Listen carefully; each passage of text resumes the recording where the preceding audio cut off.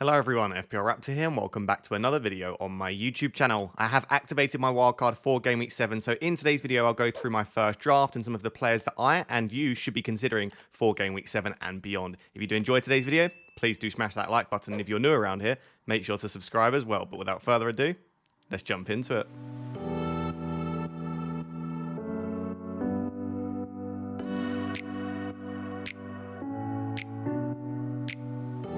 So guys, before we look at my first wildcard draft of what will probably be many, I'll be tinkering all week for Game Week 7. Let's firstly review Game Week 6. And I've been in Manchester all weekend, courtesy of Manchester United, to watch the Spurs United game, which didn't go very well from a Man United perspective. However, thank you very much to Manchester United because it was an absolutely brilliant weekend. I have watched all of the highlights from all of the games. I've also watched a couple of them in full as well. So I'm still up to date. But if anything is slightly off, I've obviously been out all weekend. I actually got back at 1 a.m. last night. It's now 6 a.m. when I'm recording this because I have to be in London for FPL therapy, which is very exciting because I have Chai on this week. So do check that out tomorrow. But it basically means I'm running on minimal sleep and I haven't been quite as up to date on like social media and stuff like that throughout the weekend. So let me know down below if I get anything wrong, but I have made sure that I've at least watched the extended highlights of every single game. So Game Week 6, it went really well for me, which I'm delighted by. Like, I really needed it. Last week went okay, and this week has gone really well, and it's back-to-back green arrows, and that's all you can really ask for. I am so very aware that 2.6 million, even at this stage, isn't a great rank, but still, the ranks are so tightly packed together right now. I'm probably not that far off like the top 1 million. It's 1 or 2 good weeks again. And all you can do from your point, like you can't change the rank you're at immediately, right? All you can do is just try and get back-to-back green arrows and start to improve. And the big thing for me, it was fighting the urge to wildcard this week just to bring in Erling Haaland. And of course, it could have panned out in a very different way. This isn't hindsight. He could have gone and scored 3, 4, 5 goals, and I would have been looking very, very silly. But I knew in my heart that my team didn't need a wildcard in Game Week 6. And I said that throughout the week, that it didn't need it. I thought my team looked brilliant. And whilst the Game Week 6 wildcards, most of them have been very unlucky, I thought they looked very good for this week. I knew that they weren't significantly better than mine, other than Erling Haaland. And I knew that Salah could, in theory, match or outscore Haaland. So that was the thought process behind it. And it has paid off. And not only am I just glad that I didn't wildcard just because obviously I backed myself and backed my gut feeling, everyone that returned in my team, literally every single player I wouldn't have had on a wildcard. Porro, with the clean sheet, I wouldn't have had on a wildcard. Jota, I most certainly wouldn't, but he picked up 2 assists and he picked up 1 bonus point, or it looks like at the moment it's changed slightly. Salah, with a goal, yes, he was bloody awful, I thought, when I watched that game. He missed an open goal, but he's on penalties. He got the 10 points, and he's very good for bonus at the moment, Mohamed Salah. So he gets me points. I wouldn't have had Salah on a wildcard. Rodgers would have been on my wildcard, but would have almost definitely been on my bench, I think, on my final wildcard. So I wouldn't have had Rodgers probably in the starting 11. And then Ollie Watkins, I just don't know if I would have been able to squeeze in. I did show him in my draft that I showed last week at the end of the week. Watkins was in the starting 11, but I would have found it very difficult to go with him because it just felt very forward heavy, that team that I did show. So I might have had one of them, but largely all of the players that did very well for me, I just wouldn't have had. So I am delighted I held it. Again, in another world, it could have panned out very, very differently. But it's just about like backing your gut feeling. And I love this because it's starting to get me back in. Like I feel like my mojo's back with FPL. And again, I'm only 2.6 million. I might have got a little bit lucky, etc. But it just feels good to be back to a point now where I'm backing my decision making and I'm feeling a little bit more confident. And I think that's incredibly important for me going into my Game Week 7 wildcard. If I'd have had another stinking week in Game Week 6, it probably would have forced me into either doing something stupidly different, you know, where I take so many unnecessary risks, or it might have forced me into just thinking, you know, like groupthink, herd mentality. I'll just do what other people are doing because clearly my decision making isn't working. So, yeah, I mean, I guess I could go through very briefly and just talk about stuff like Henderson and Eze. Can't wait to get rid of all Crystal Palace assets from my team. The fixtures aren't great coming up. They've been horrid. Yeah, I just can't wait to see the back of Crystal Palace. Sorry, Crystal Palace fans, but they have been nothing but a nightmare for my team. Pedro Porro was actually very good, I think, against Manchester United. He could have come away with more. He obviously picked up the yellow card, which meant no bonus points for him. Spurs were just magnificent. And in my team, you'll see I currently have 2 Spurs assets. I'm actually looking at 3. And that isn't just an overreaction. I just think they're playing very good football. And I actually really like the fixtures going forward. So Porro was great. Gabriel, Trent, both very disappointing. And you would expect a lot more from both of them. I actually think that Arsenal were incredibly unlucky to concede 2 goals. If you look at the expected data, which some people like, some people don't, they were actually the best defence in Game Week 6. And you would expect that given that they had a good fixture. But don't look at it and think, oh, they've conceded twice. We shouldn't have gone for Arsenal defence. On another week, I should say that they probably would keep a clean sheet in that game. So still happy to have Gabriel. And Trent is brilliant. Spoiler alert, Trent's not in my current wildcard draft, and I hate it because he's so good, and Liverpool defence are good. It's just trying to squeeze so many expensive assets into a single team, but I probably will regret that, and I'll probably change it by the end of the week because Trent really is that guy, but only the 1 point in game week 6. With the midfield, like I said, they largely return. We've spoken about Salah and Jota already. That was brilliant that Jota returned after holding on to him, and Diaz blanked. Again, that's a massive positive. You could call it a lucky swing for me. But I knew that I was backing against Diaz, who was in incredible form with Salah and Jota. But they did really well, which is nice. And that's a signing off gift because, again, I don't think I'm going to have Salah or Jota in my wildcard. Like, they're so expensive. Well, Jota's so expensive for what he can offer in terms of minutes. And Salah is just getting Salah and Haaland in, especially when you have rubbish team value. It's just difficult. Rodgers, brilliant that he finally gets the goal. He actually did get an early sub, by the way, 63rd minute, which was the first time this season that he's not played 90, which was one of the reasons he didn't pick up any bonus points. But I think that was largely just giving him a bit of a rest ahead of the Champions League. So unless we find out there was an issue, or unless he doesn't feature in the Champions League, I don't see that as an issue. I think he was just getting a bit of a rest, which he probably needs, to be honest. Saka, 4 big chances created. The joint most in a single game this season. 4 big chances created. He was unbelievable. He had a couple of chances himself as well. I have no idea how the likes of Havertz and Trossard did not finish the chances that Saka created for them. He's just so good. He almost got another assist from a corner as well. Saka was unbelievable. And I have to remind myself, just because he blanked does not mean he's a bad asset, because if you look at how many chances he created, it was a joke. I will just say he's got more assist threat than goal threat at the moment, and that is the only slight concern. You want your players to be doing what Cole Palmer is doing, which is scoring goals. You don't necessarily want the assist. He actually picked up 3 bonus points, and then that has now been knocked down to 1 bonus point. But that just goes to show how good he was, that even if he finishes with 1 or 2 or 3 bonus points, he got 0 returns in a game which had 6 attacking returns, or 6 goals, and Saka is still on a bonus point. That was how good the man was. So don't overlook how good Saka was. And then the front line, Calvert-Lewin, so disappointing again. He picks up a yellow card, misses another big chance, by the way, and he's just not finishing his dinner at the moment. And it's just such a shame because he's such a good value asset considering the pens, the minutes, the fixtures. I don't think he's awful right now, but I do just look at him and just think, yeah, he might grab the odd goal, but because of how bad his finishing has been recently, it's just like, is he going to finish on a multiple times in a single game, or is he going to go on a really nice scoring run? It feels less likely at the moment. And then Ollie Watkins, just to finish off the team, what a man! Like, I love Ollie Watkins. I'm so desperate to get him into my wildcard, but he's so expensive when there are other really good forwards. But he just finds a way to score goals. He now has the most big chances in the Premier League this season. And consider that he's not even played that many minutes. In comparison to other forwards, he's had more big chances than Erling Haaland. So the 11-pointer from Watkins was absolutely beautiful. I was actually watching it in the box at Old Trafford, and I was just thinking, what is my life? In a box at Old Trafford, this was before the Man United result, by the way, and Ollie Watkins getting multiple returns. It felt fantastic. So yeah, really positive week. You can probably see by the look on my face, despite me being tired, that I am really, really happy with it. I'd love to know down below in the comments, how many points did you manage for game week 6? Obviously, like I said, if Semenyo goes out there and scores 3 or 4 goals tonight, I'm a little bit less ecstatic about my week, and I'm thinking, the wildcard has done a little bit better. But generally, delighted with the week, delighted I delayed the wildcard. And so speaking of wildcards, let's now take a look at wildcard 7. So here is the moment I've been waiting for. I can finally activate my wildcard, and just so that you know, my wildcard is active, so I am 100% wildcarding. It's not one of those where I'm going back and forth as to whether to do it. The wildcard is activated, and Erling Haaland is already in my team. Spoiler alert. So I have committed. The wildcard is active. I've brought in players ahead of price changes. So throughout the week, I'll be trying to make sure I gain as much team value as possible, because in all honesty, I really need it. It says here that my team value is 100.9. I actually don't know what it is, because team value isn't as important as selling value. And I know that sounds strange, but when you have money tied up in players, you might not have as much selling value as you think. So when you sell a player, it's not as much as your team value states. That might sound slightly confusing, but essentially I don't really know exactly what my value is. But this is the team that I can build with 0 in the bank. So if you can build this with loads in the bank, very well done. You've probably got better value than me. My value is really not great.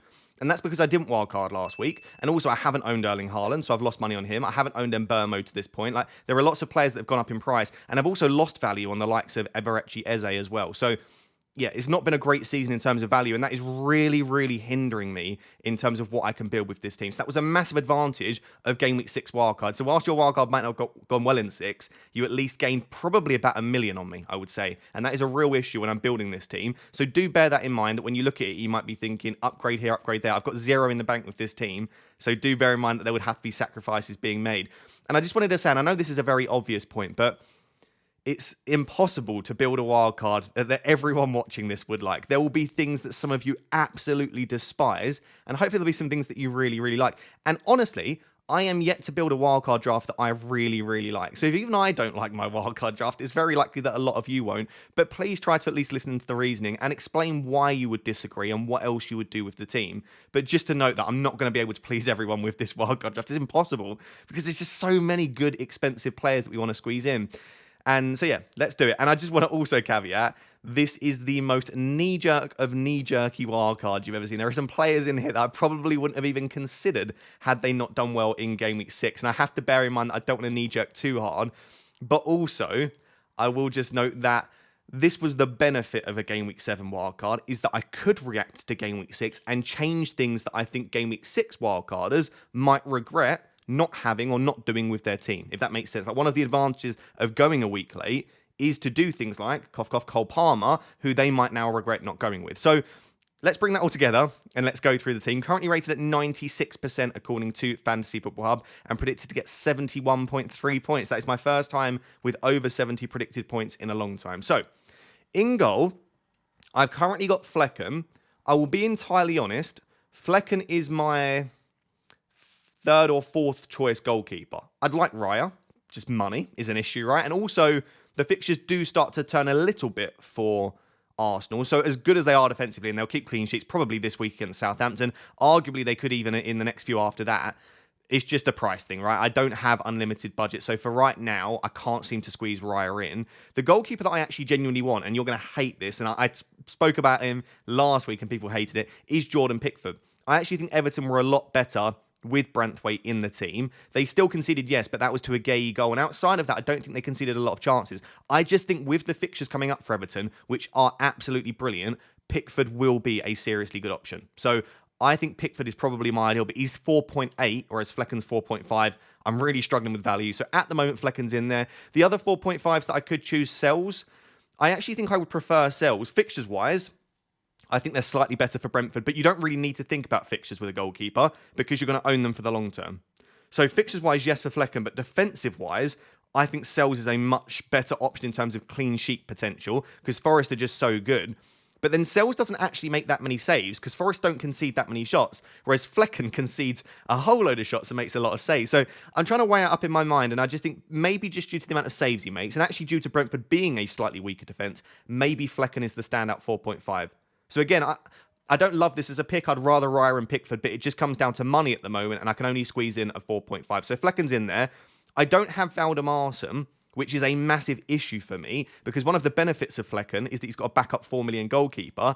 But as you can see on my bench, I've got Van den Berg, and I've also obviously got Brian Mbeumo. So I've already taken up my 3 Brentford. I could replace Van den Berg, but as we'll discuss in a few seconds, I think he's a brilliant 4 million asset. So I don't want to replace him, and I can't go without Mbeumo for me. So that is the only issue here, that if I go for Flecken, I don't have Valdemarson. If Flecken were to pick up an injury, I don't even have the Brentford backup goalkeeper, which I don't like. But anyway, we'll discuss goalkeepers throughout the week. At the moment, Flecken's in there due to price. Do you know what? Let's actually just discuss the fact that people will look at this and they'll say, and by the way, I'm saying this to myself as well, you've got Lewis and Guardiola, who are a real rotation risk, and I'll hold my hands up, they absolutely are. No Trent, and then you've got Van den Berg and Mikalenko as your backup. So when you just look at it at first glance, it looks an absolute horror state, and I understand that. But then I thought about this in more detail. Gabriel is nailed. And when I say nailed, he could miss the odd game. But Gabriel, we're not expecting to miss many, if any, games in the foreseeable future. So Gabriel's not an issue. With Lewis and Guardiola, I still think they are in Pep's first choice 11. Regardless of what system and formation they play, I think Guardiola and Lewis are in Pep's first choice 11. And at the very least, I would expect in pretty much every game one of Lewis or Guardiola to start. There could be a situation where they start someone else at left back and Walker at right back, and they maybe have like a Kanji or Stones inverting or something where they don't have Lewis or Guardiola playing. But I don't think that's very likely. So let's say that Gabriel is nailed-ish. One of the City defenders is probably very likely to start, and then the other one is always a risk, and I'm willing to take that risk. With Van den Berg, he has been starting in the last few and playing 90 minutes for Brentford. And in the last game, he played like an out-and-out right-back role, which he played very well. And even when they play more of a back five, he plays like a right centre-back role. I think at the moment, considering the price they paid for him, Van den Berg feels pretty safe for minutes. I could be reading this completely wrong. Once Henry's back, I know Henry plays left back, but that could push other players out to the right, and it might make him a little bit more of a rotation risk. But again, given the price they paid for him, once he's in the 11 and he's playing very well, he feels pretty good for minutes. And let's say that Van den Berg is pretty good for minutes and that he plays almost every game for them. Well, then Van den Berg, whilst his price is 4 million, what difference is Van den Berg to a Collins or a Pinnock? And if I had Collins or Pinnock here, the bench still looks extremely weak, by the way, but it probably looks a lot better. So yes, he's 4 million. But I just feel like Van den Berg's going to get very, very decent minutes. It is my read at the moment, and that could be massively off. And then with Mykolenko is 4.3 million, yes. And Everton have not been good defensively, yes. But Mykolenko is a 4.5 million defender that's just had 2 price falls, right? Just if you look at his price, you think it's a very cheap bench, but he's essentially just a 4.5. And I would argue Mykolenko is as good as a lot of the other 4.5s if my prediction of Everton improving defensively is correct. And I don't need to start Mykolenko in any week, but I might need him as backup because in every week, unless I know for a fact that they're not going to start, unless we get a leak, Luis Gabriel Gvardiol will be starting for me because Man City and Arsenal are that good defensively. The fixtures are there, especially for Man City. So Mykolenko and Van den Berg for now are really only there as backup. And if Mykolenko ends up being an absolute stinker and Van den Berg's great, then that's fine. I've got one backup there. Or if the opposite happens, Van den Berg becomes a bench player for Brentford, hopefully Mykolenko can fill in. So no, it's not a strong defence by any means, but I don't think it's as bad as it looks in terms of risk moving forward. The concern for me is the lack of Trent. And the only reason that Trent's not in is because, as you'll see in a second, I've squeezed in 3 premium assets with poor team value. And the only way I can squeeze in 3 premium assets is to have a bit of a cheap defence, a bit of a stinky bench, but I think it might be worth it. And if it all goes horribly wrong, all you have to do is downgrade one of the premiums and then you can upgrade one of the defensive spots. It is 2 transfers, but it's not like game over. And this might be famous last words, but sometimes I overthink these things of, I can't go with this structure because it will require a hit. If I have to take 2 transfers to restructure in the future, I have to take 2 transfers. I have to take a hit. It's like, it's 4 points. If it's a one-off just worth the upside for me, which I think it is, it's not the end of the world. So that is why I've gone with this kind of general structure. And just on Lewis and Gvardiol, because I know people won't understand it, I am a data-driven manager. And while City do always find a way to concede, and when I say that, they genuinely do somehow find a way to concede. And I always say I think Ederson is a large part of that because I don't really rate Ederson. Their defensive data just is really good. And in this season, it feels even stronger. And I just think that Lewis and Gvardiol, with the fixtures coming up, Lewis, whether he plays inverted or just an out-and-out midfield role, is just picking up some brilliant pockets. And if Lewis does play in midfield and Gvardiol plays in defence with a Walker and Gvardiol's the one inverting or pushing on the left, Lewis and Gvardiol both looked extremely attacking in that Newcastle game. So I just feel like there's such high upside picks and that one of them, at the very least, will probably do very well over the next 5 games. And I can't predict which one it is at the moment. And Gvardiol is 5.9 million now. I can't even afford Saliba in that spot. You might say just go for Saliba instead. I can't. I'm 0.1 short of that. So Gvardiol is like utilising all of my remaining budget. And I just think that is still a really solid defence. Like Fleck and Lewis, Gabriel, Gvardiol is missing Trent. But other than that, I think it's really good. And Van den Berg and Mykolenko, very cheap, yes, but also not bad options. The only other options out of Trent, other than Trent, that I've not got that I would like, I'd like a Forest defender. Milenkovic, Ola Aina, both of them are really good, but I don't have 4.5, and I think the defence is pretty solid as it is. And then Pedro Porro. I think Spurs' fixtures are really good coming up. He's very attacking. I think attacking returns are incoming for him. Again, he was very good against Manchester United. Eye test-wise, I enjoyed watching him play. But pricing, again, the only thing I could think of is, rather than Gvardiol, I could go for Pedro Porro, and that would free up a little bit of funds to upgrade the bench slightly, maybe. That's a possible option. Or even I could then do the Flecken to Pickford move that I discussed before. So Pedro Porro is in my thinking. But for now, this is the defence. Let me know how much you hate it down below. Let's move on to the midfield. So here is the most knee-jerky midfield you have ever seen in your life. Cole Palmer is in. And you can even go back and quote me from my video on Friday last week. I said Cole Palmer is rightfully being overlooked because he has no goal threat this season. And then he goes and scores 4 goals. I didn't say he has no goal threat, and there was more nuance to it, but that is the gist of it. Is I just said, like, I don't think he's worth the money in this current system and the way that he's playing. He's not getting the chance to score goals, and you can call me stupid for that, which people have, but objectively, he just wasn't getting as many shots. He wasn't getting as many touches in the box. Like, he just wasn't getting the chances that he has, or that he did last season for Chelsea. But the thing that I overlooked is he's just incredible. And there is something to be said. This is, again, where data can be useless. This is, again, sometimes where even a bit of eye test can be useless. And sometimes just knowing that a player is an absolute baller is important. And again, that isn't the most objective science to analyse football. But Cole Palmer is just one of the most ridiculous footballers that I've ever watched. And I deliberately watched the extended highlights because I was like, I want to know, was Cole Palmer lucky? Because I will probably insult Cole Palmer and Chelsea here. But I think against Wolves, Cole Palmer was still very good, but I think Cole Palmer was very lucky that Wolves were that terrible in terms of the chances that they let him create in the same spot 3 times in a row. Remember, he assisted Madueke for 3 goals in a row in the exact same way. He was still very good, but I think that there was just a large part of they were very naive. Now, were Brighton naive? Yes, they were playing Webster and Dunk on like the halfway line and just continuously just not changing their tactics, considering that Cole Palmer was ripping them apart. But Cole Palmer wasn't just doing the same thing. He was all over the pitch, creating chances, getting chances himself. He scored a free kick. He could have had multiple assists in that game. He could have had 6 or 7 goals. It was one of the most ridiculous performances I've ever seen from a Premier League footballer. I just can't watch that game and not want Palmer in my team. And it is a massive knee jerk. But again, if you've not watched the highlights, go and watch them and tell me that you don't want Cole Palmer. Now, the argument around Cole Palmer is that the fixtures are now no longer there. Right? Look at the fixtures come out. Forest are a brilliant defence. Liverpool, not a good fixture again. Liverpool are a very good defence. Then, though, Newcastle and Man United are both very good fixtures for me at the moment. I know City struggled against Newcastle, but I quite like that. And Man United, they're just a mess at the moment. So they're actually good. But then he goes into Arsenal. After that, from sort of game week 11, 12 onwards, you could start to look at Cole Palmer's fixtures again and say they're quite good. But the thing is with Cole Palmer, I don't think he cares who he's playing against. Like, if you look at his returns last season, no player's fixture-proof. I still maintain that in terms of you always want to target fixtures in an ideal world. But Cole Palmer, along with Salah and Haaland, it doesn't matter who they play against. They score goals and they get returns. And Cole Palmer was the top scoring player in FPL, right, last season. I feel like he is being massively overlooked by me as well. And the 25 pointers, of course, massively changed my thinking. But that's probably correct. If a 25 pointer didn't change my thinking, there would probably be an issue with the way that I'm making decisions. So I don't know how to feel about this one because it's massively knee-jerky. I'm having to literally break my team to squeeze Cole Palmer in. But at the same time, it feels so right. And I really want him. I've already caught one price rise on him. If he does anything against Forest, he's just going to continue rising. He's going to get to a point where he's like 11 mil. And if I've not got him now, I don't know if I'll ever be able to. This is the best chance for me to have him. So, yes, he's got 5 difficult fixtures coming up. Overall, maybe.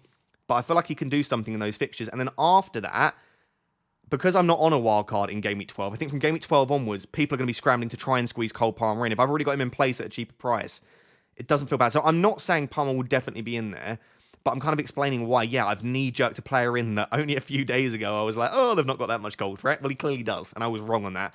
And something that I will never be as a manager, despite me not owning Haaland for the first 6 weeks, is I'm not overly stubborn usually, and I will admit when I was wrong, and I was just massively wrong on Cole Palmer. I just called that completely incorrectly. So, yeah, I don't know that the next 2 are very good against Forest and Liverpool, but if Chelsea score goals, which I think they will, he'll be the one that's involved in them. So, yeah, Cole Palmer is in for now.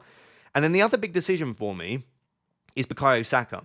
Because I think my immediate thought is if I put Cole Palmer in, it's got to be instead of Saka. I don't have the team value to go for Cole Palmer and Bukayo Saka and Erling Haaland. It's just not possible. Even with good team value, by the way, it's very difficult. So I was like, yeah, right, Palmer in, Saka out. I don't know if I want to sell Saka. I love Saka as an asset. I love him as a footballer. And I want a piece of the Arsenal attack. Like, they created over 5 XG. 5 XG against it. And I know Leicester aren't a good defence, but this whole absence of Ødegaard thing, it doesn't seem to be massively affecting them going forward. What it is doing for Saka, though, is I think he's taken some of the creative responsibility for Arsenal, which means he's dropping into some deeper positions and creating more than he is getting those goal-scoring chances. But he did still have chances against Leicester. He is still on penalties. He's on set pieces. And if he is getting multiple assists, there's still points. So I feel a bit funny selling Saka at this moment in time, especially against Southampton at home and Bournemouth away. Back-to-back decent fixtures, especially this week. And in a similar way to Palmer, yes, Liverpool, Newcastle, Chelsea aren't great, but Saka is still going to get returns, you'd imagine, in games like that. He showed against City and Spurs. He got 2 assists. Obviously, they were both from corners, but I just think Saka will always tick along and get points. And he does. I feel like sooner or later we are going to get a bigger return from Saka, where he's creating so many chances himself. All he needs is a penalty or an open play goal or both, a couple of assists. Saka does feel like this season he could have that ability to go absolutely massive. So I don't love the idea of selling Saka, but he is so expensive. And really for me at the moment, Saka is in there at the expense of Trent.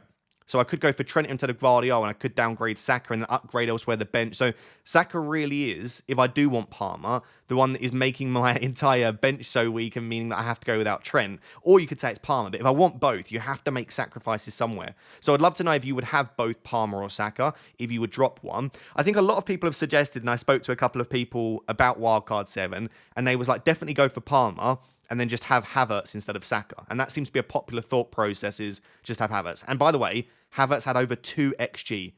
He had the highest XG in game week 6. He had so many chances. So this whole Havertz is playing in midfield. I did tell you this, by the way, on the deadline streamer last week. Havertz isn't playing in midfield. Arsenal are playing a 4-4-2 with Havertz as a forward with Trossard.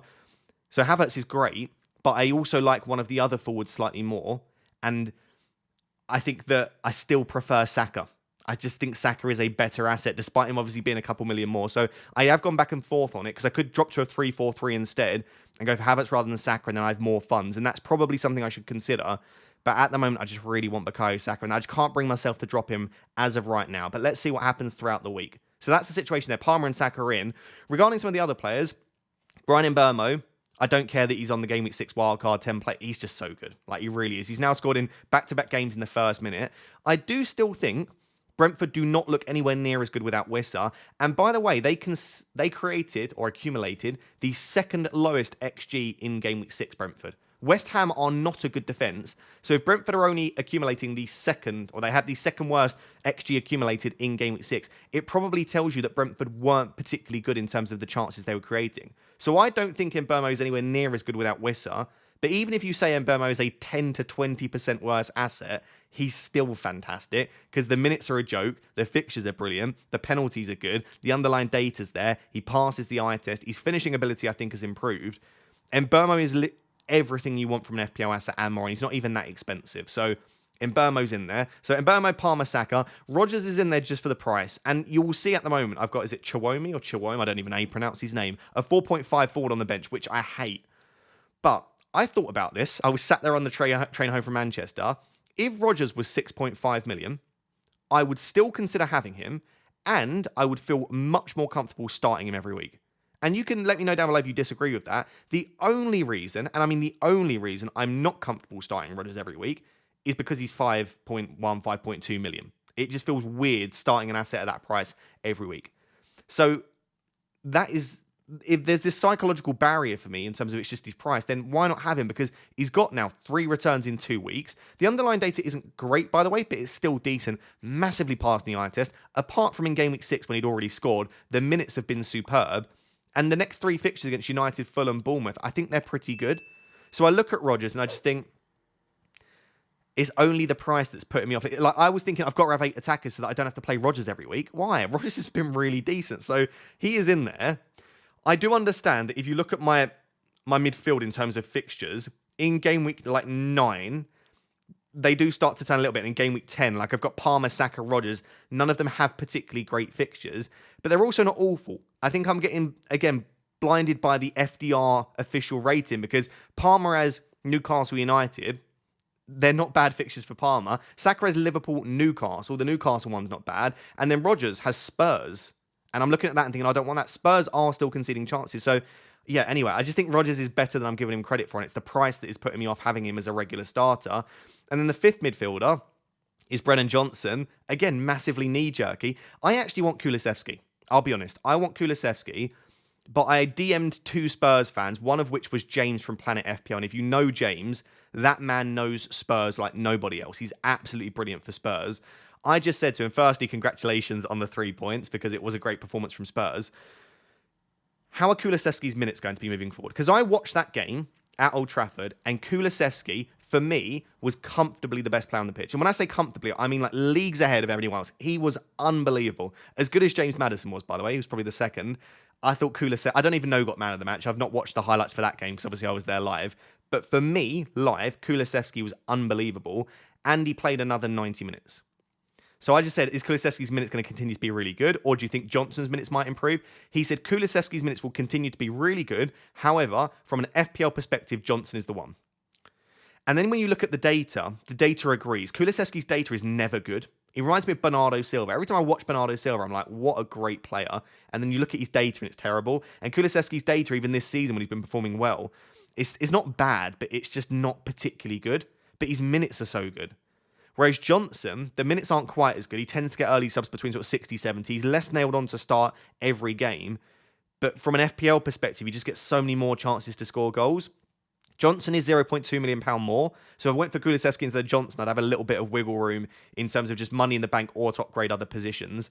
But yeah, right now I've got Johnson in there because I do think he's more of an FPL asset. And I just think Spurs, with their fixtures coming up, Brighton and West Ham in the next two, and then Palace... By the way, and then Villa and Ipswich, like the next 5 fixtures for Spurs are so good, and they are just attacking incredible. As bad as Man United were, Spurs were exceptional in that game, and I want to give credit to Spurs because they were that good.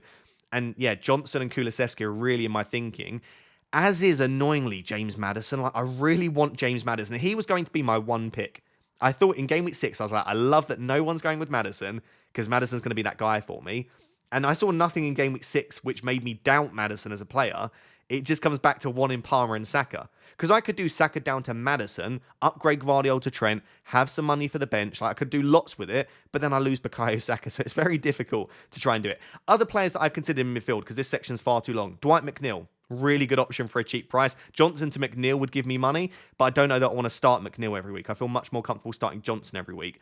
Dibbling, at a very cheap price. He's now up to 4.6, but I brought him into my actual team at the price of 4.5, so I caught that price change in case I wanted him. So Dibbling's a good option for cheap. Sancho, if I don't want Palmer or as a double up, he's been playing very well. He's just not got the best minutes. Martinelli and Trossard, if I don't want Saka and I still want an Arsenal attacker, they've both been starting and playing very well. I just think if Jesus starts the odd game, it probably means that Trossard doesn't, or Trossard could go out to the left and Martinelli could be benched. I'd probably think that Martinelli's minutes are slightly better. So Martinelli is a consideration.